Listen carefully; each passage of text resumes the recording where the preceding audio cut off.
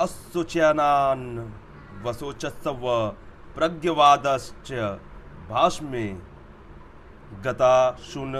गताशुचम नानु सोचंतम पंडिताम। तुमने शोक न करने का योग्य का शोक किया है और विद्यता पंडिताई।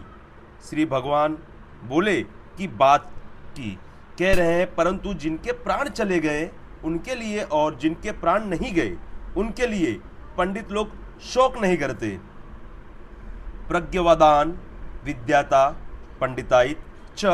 और व्याख्या, मनुष्य शोक तब होता है जब वह संसार के प्राणी पदार्थों में दो विभाग कर लेता है कि यह मेरे लिए और मेरे लिए नहीं है, ये मेरे निजी कुटुंबियों और मेरे निजी कुटुंब नहीं है, ये हमारे वर्णक है और ये हमारे वर्णक नहीं है, ये हमारे आश्रम के और हमारे आश्रम के नहीं है, ये हमारे पक्ष के हैं और ये हमारे पक्ष के नहीं हैं। जो हमारे होते हैं उनमें ममता, कामना, प्रियता आस्त्य हो जाती है। इन ममता, कामना आदि ही शोक, चिंता, भय, उद्योग, हलचल, संताप आदि दोष पैदा होते हैं।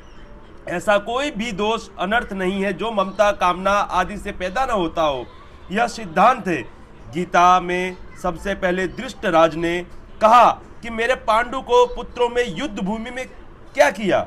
यद्यपि पांडव धृष्टराज को अपने पिता से भी अधिक आदर दृष्टि से देखते थे, तथापि धृष्टराज के मन में अपने पुत्रों के प्रति ममता थी, अतः उनका अपने पुत्रों और पांडवों में भेदभाव पूर्वक पक्षपात था कि यह मेरे है और ये मेरे नहीं है।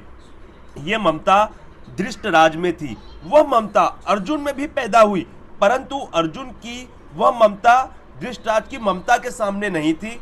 अर्जुन में धृष्टराज की तरफ पक्षपात नहीं था, अतः वे सभी को स्वजन कहते हैं।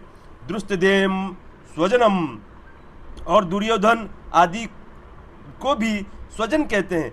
स्वजन्यम ही कथम हत्वा सुखिनम श्याम माधवम। तात्पर्य है कि अर्जुन की सपूर्ण कुरुवंशियों में ममता थी और उस ममता के कारण ही मरने की आशंका अर्जुन शोक हो रहा था। इस शोक को मिटाने के लिए भगवान ने अर्जुन को गीता उपदेश दिया है, जो इस 11वें श्लोक के आरंभ में होता है। इसके अंत में भगवान इसी शोक को अनुचित बताते हैं ते हुए कहते हैं कि तुम केवल मेरा ही आश्रय ले, शोक मत कर। माँ सुचम, कारण संसार का आश्रय लेने से ही शोक होता है और अन्य भाव से मेरा आश्रय लेने तेरे शोक की चिंता आदि सब मिट जाएगी।